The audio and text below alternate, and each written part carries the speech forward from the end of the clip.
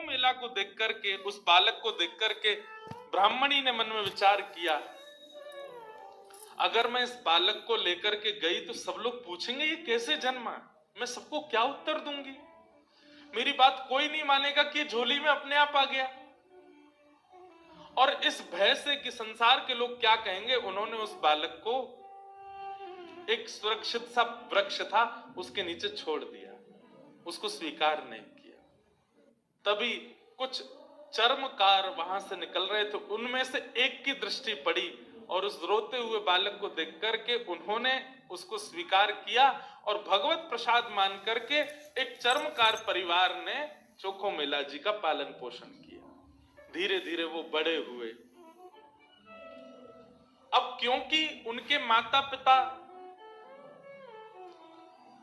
चर्मकार परिवार के हैं, इसलिए कई जगह उनको मंदिर में जाने से रोक दिया जाता। पर ठाकुर जी तो किसी की जात पात नहीं देखते ना, ठाकुर जी तो सबसे प्रेम करते हैं। चोखो मेला जी अपने पिता के साथ में खेती बाड़ी करते थे।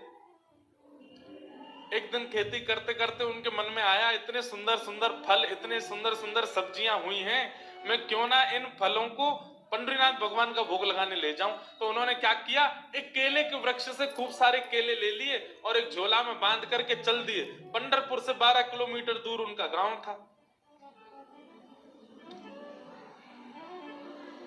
जैसे ही पहुंचे पंढरपुर, इतने आनंद में भर गए कि उन्होंने विचार ही नहीं किया। बहुत लोगों ने रोकने का प्रयास किया कि इनको मंदिर में ना घुसने दिया जाए, ये अधिकारी नहीं है, लेकिन वो तो इतने भाव में आ गए कि वो घुसते ही चले गए।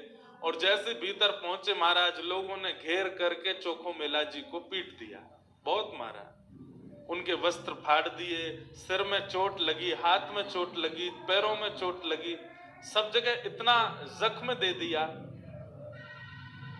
चोखो मेला जी रोते रोते वापस आ गए। पंडरीनाथ भगवान को भोग नहीं लगा पाए।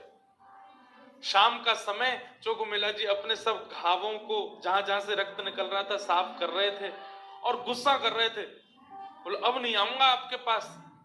बैठ गए हो, ईंट के ऊपर खड़े हो गए हो, इतने सारे अपने आगे जो है धर्म शास्त्र के मर्मज्ञ लगा दिए हैं, वे सब जात पात देख करके दर्शन कराते हैं। खड़े रहो, बने रहो महाराज अपने रूप में, हम तो नहीं आएंगे आपका। अरे कुछ करने थोड़ी आया था, कुछ मांगने थोड़ी आया था, अपने खेत के बढ़िया फल लेकर के आपका भोग लगाने आया था।